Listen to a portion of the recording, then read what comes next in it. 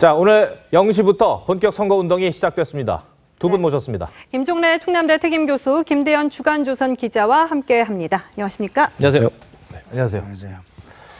자, 포스터도 나왔습니다. 포스터 한번 보시죠. 우리가 이제 기호 5번까지 5명의 정당을 기반으로 한 이 주자들의 5명 포스터 보여드리고 있습니다. 자, 나라를 나라답게 든든한 대통령, 기호 1번 문재인. 네. 또 보여주시죠. 그리고 홍준표 후보 같은 경우에는 당당한 서민 대통령을 내세우고 있습니다. 네, 2번이죠. 자, 3번 안철수 후보입니다. 슬로건이 좀 보여줬으면 좋겠는데 국민이 이긴다라고 합니다. 그리고 특기점 같은 경우에는 국민의 당이라는 당의 이름을 밝히지 않고 있습니다. 네. 그리고 4번은 유승민 후보입니다. 보수의 새 희망, 보수라는 것을 내세우고 있습니다. 그렇습니다. 그리고 기호 5번 정의당 심상정 후보, 내 삶을 바꾸는 대통령, 노동이 당당한 나라. 자 교수님, 예. 정말 이제 시작이 됐습니다. 예. 시작이 됐는데, 근데 보통 그렇잖아요. 0시부터 0시가 땡 하는 순간 이제 후보들이 어떤 상징적인 장소를 가지 않습니까? 네. 그것도 하나의 선거 전략이지 않나요? 선거 전략일 수도 있고 컨셉일 수도 컨셉, 있겠죠. 예. 난 이런 기조에서 시작을 하겠다. 첫 스타트니까. 근데 이제 요 얘기는 본질과는 좀 벗어난 얘기일 수도 있지만 더 중요한 얘기는 예. 아마 5월 9일 날 당선되는 순간에 그 당선자가 네. 인수위가 없는 상태에서 첫 행보를 뭘로 할 건가 하는 건 아마 국가적으로 더 중요한 문제가 있고, 그때는 예. 그냥 무슨 뭐 전술 전략의 문제가 아니라 이제 국정 수행의 스타트니까. 그리고 뭐 본질과 관련 없고 이번 주제와 관련이 없는 얘기입니다만은. 네. 아니 재밌습니다. 그런 네. 얘기 좋습니다. 예. 선거 일정이 교수님께서는 첫 선거 일정을 어디를 가느냐, 이것이 후보의 컨셉이 될 수도 있다고 하셨는데, 포스터 같은 경우에는 후보의 이미지를 더 잘 드러내는 수단이 되지 않을까 싶거든요. 네, 오늘 포스터하고 슬로건하고 발표가 됐는데요. 네. 예. 그 문재인 후보는 국정농단 사태 이후에 대한민국을 나라다운 나라로 바로잡겠다, 뭐 이런 메시지를 던진 것으로 보여지고, 예.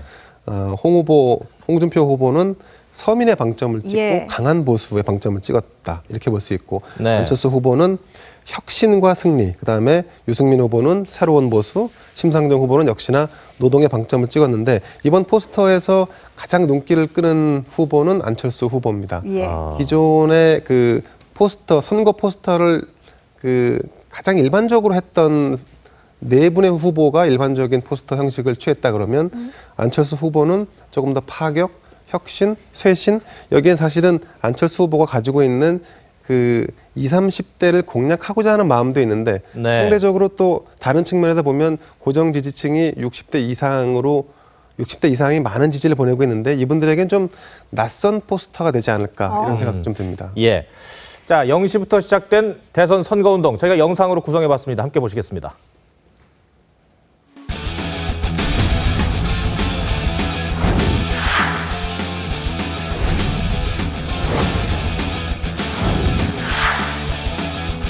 국민의 생명과 안전을 지키는 대한민국 꼭 만들겠다는 국민의 생명, 안전 이런 부분하고 관련해서는 철두철미하게 해야 된다. 노동자들 제대로 대접받고 긍지를 가질 수 있는 노동이 당당한 나라 만들겠습니다.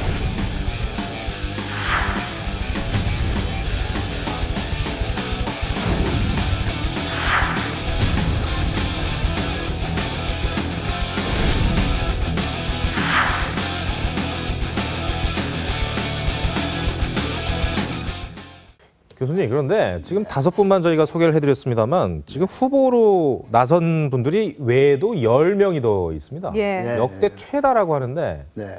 그것도 참 특이한 현상입니다. 그렇죠. 예. 뭐 본인들에게는 좀 대단히 신뢰가 될지 모르겠으나, 우선 언론에 그분들은 몇 프로 지지하는지에 대해서 보도조차 안 되니까 저희들은 알 수가 없지만, 예.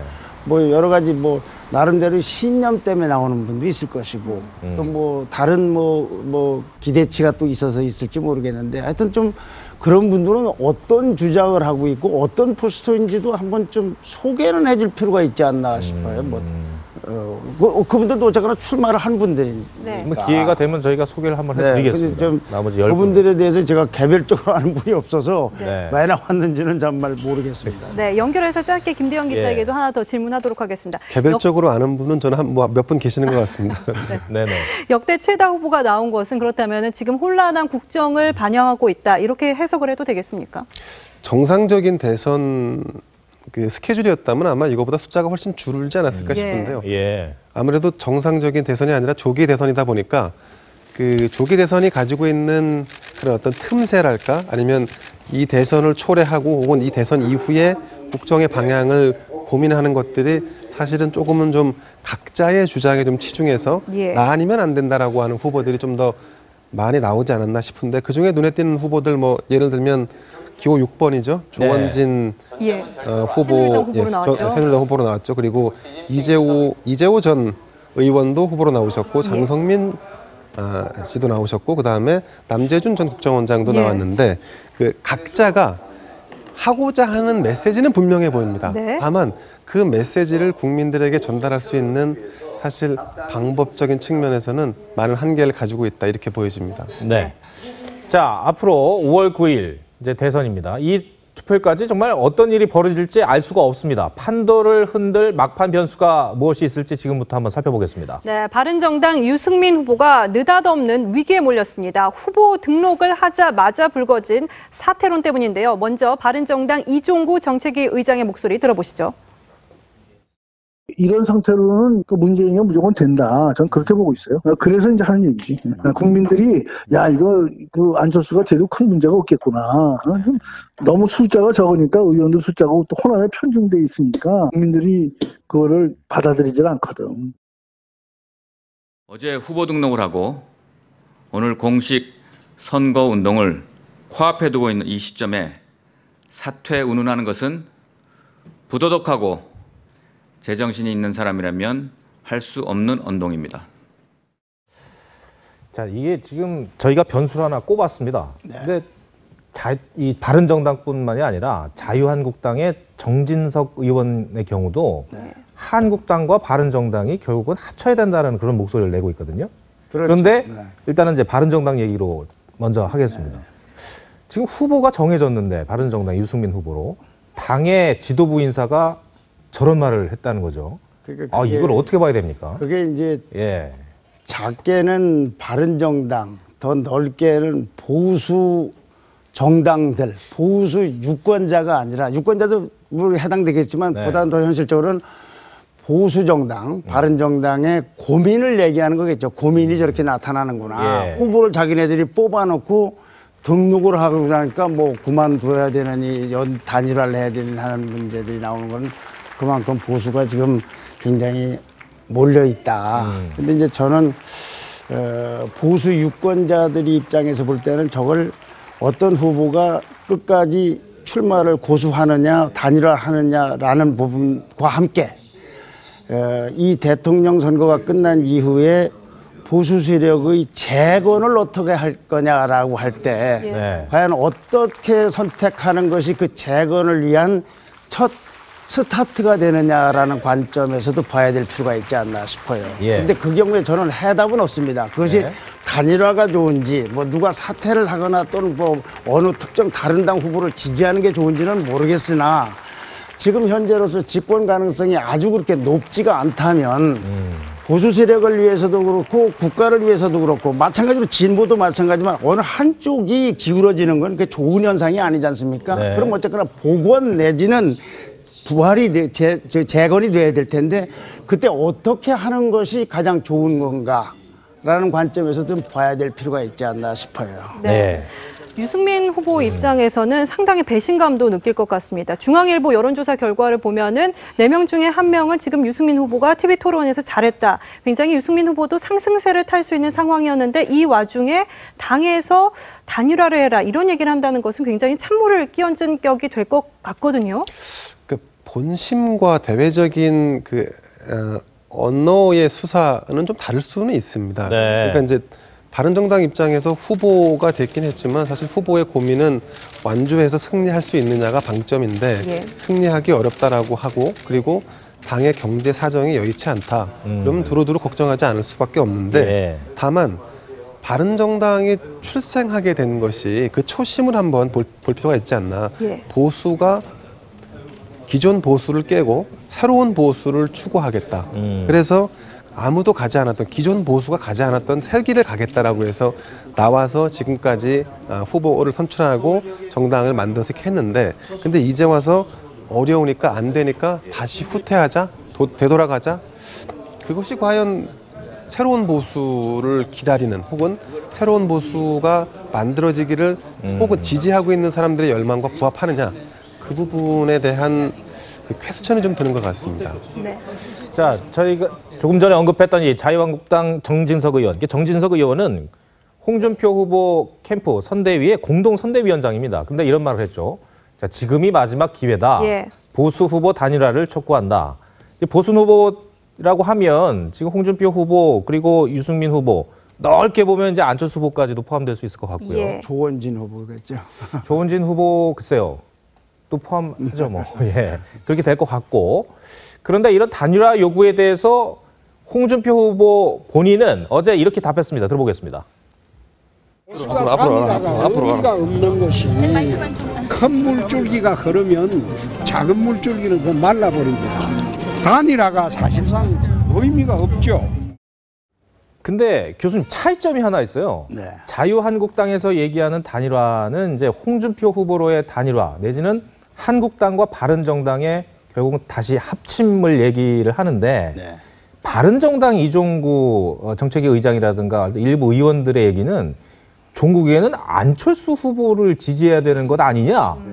약간 방점이 또 달라요. 다르죠. 그러니까 각기 처한 사정에 따라 다를 거예요. 아까 우리 김대현 기자가 말씀하신 대로 바른정당은 거기서 나왔는데 네. 그렇게 해서 단일화하는 거는 자가당착에 빠진다는 측면이 있으니까 어쨌거나 좀 보수의 재건이기를 저쪽으로 가서 이렇게 시작하는 게 낫지 않냐는 생각을 할 것이고 홍준표 후보 입장에서는 둘이 만나서 단일화한다는 것은 뭐 이미 감정으로까지 비화되어 있는 유승민 후보와 홍준표 후보 간의 얘기는 안 되니 보수 유권자들에게 나를 지지해 달라라고 이제 정당 후보 간의 소리 말하자면 대화나 담판이 아니라 유권자에게 그것도 넓은 의미에서 국민에게 호소하는 전략을 쓰고 있는 것이 아닌가. 그래서 뭐가 되면 뭐는 마르고 한다는 얘기도 그런 게 아닌가.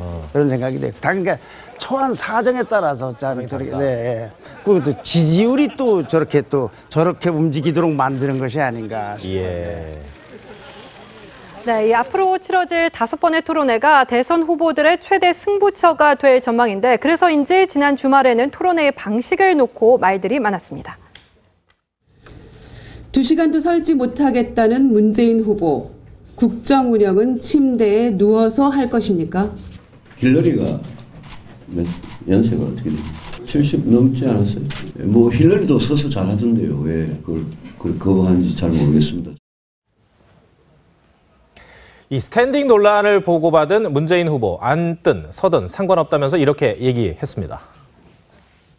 뭐 스탠딩 토론이든 끝장 토론이든 저는 얼마든지 자신이 있습니다. 왜냐하면 저의 체력 문제를 이렇게 뭐 말하기도 했던데 아마 그쪽에서는 이렇게 나이가 든 것을 조금 오히려 비하하는 게 아닌가. 네, 이 스탠딩 논란, 김대영 기자. 그렇다면은 지금 양강 구도이지 않습니까? 그런 과정에서 나온 감정 싸움이라고 보십니까? 아니면 의미 있는 논쟁이 된다고 보십니까? 그 토론의 방식을 가지고 실무자들이 대화를 하는 것은 자체는 굉장히 상식적이고 의미 있는 거죠. 어떤 토론을 하든 미리 사전에 토론 방식을 조율하는 거야 뭐 당연한 얘기니까요. 근데 지금 문제는 토론의 방식에 이견을 제기하면 이견을 제기하는 쪽이 토론에 자신이 없어? 혹은 토론을 잘 못해? 라는 식으로 몰고 가는 것은 사실은 이 건강한 토론을 만들기 위한 사전 조율은 아닌 거죠.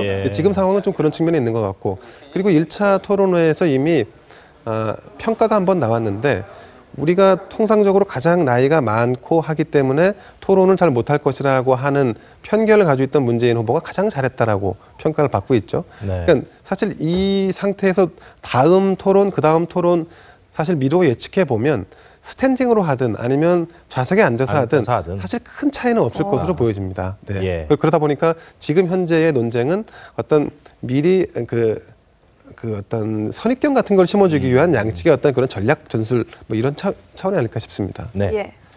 네, 저도 그런 형식이 중요한 것이 아니라 어떤 생각을 갖고 있고 어떤 말을 어떻게 하고 공약을 하느냐가 중요하지 않겠습니까? 그게 본질 문제인데 저는 형식적인 문제라고 보고요.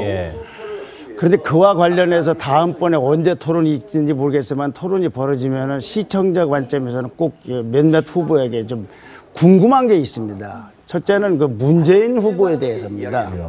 문재인 후보가 지난번 당내 경선 때 대연정 얘기를 안희정 후보와 서로 공방을 주고받으면서 적폐 세력과는 연정을 하지 않는다고 했지 않습니까? 근데 이번에 박영선 의원을 새로 이제 선대에 합류하면서 통합정부와 국민 통합을 얘기했지 않습니까? 그러면 지난번 경선 때 그 입장은 무엇이었으며 이제 적폐는 어떻게 되는 것이며 그다음에 국민 통합은 구체적으로 어떻게 할 것인가에 대한 답을 좀 주면은 유권자들이 보기에 아 저건 저래서 그렇구나 해서 나름대로 판단을 할 게 아닌가 싶고요. 그다음에 안철수 후보는 그 포스터 문제가 아까 그냥 잠깐 언급하고 넘어갔습니다만 저는 그것도 굉장히 중대한 문제라고 봅니다. 안철수 의원 후보가 새정치를 시작하면서 가장 큰 성과물로 말씀하시고 있는 것이 40여 석을 갖고 있는 국민의당입니다. 그런데 이 민주주의 대의제도에서는 정당 정치가 핵심인데 그 포스터에 정당 이름을 빠지지 않는다. 빼놨다라는 것이 그것이 어떤 사진 미학이라든가 포스터 미학으로서는 어떨지 모르겠지만 정치적 함의로서는 그럼 저건 정당 정치와는 어떻게 된 것인가? 거기에 공당의 후보로 선출됐는데 그러면 만약에 집권했을 때 국민의당은 어떤 것인가? 그와 관련해서 단적으로 생각나는 게 이런 겁니다. 사드 당론에 대해서 김대현 기자 아직 국민의당 사드 당론은 반대죠. 네, 그러면 아직 현재 후보가 시작됐는데 그 당론은 변경한다고 하는데 변경을 하지 않았지 않습니까? 그런 상태에서 포스터에 저 정당 이름이 사라졌다는 것은 그냥 단순한 미학이나 참신하다가 아니라 달리 국민들에게 설명을 내놓아야 될 것이 아닌가 싶어요. 그래 궁금하다는 말씀입니다. 알겠습니다. 오늘 두 분 분석은 여기까지 듣겠습니다. 고맙습니다. 고맙습니다. 고맙습니다. 네.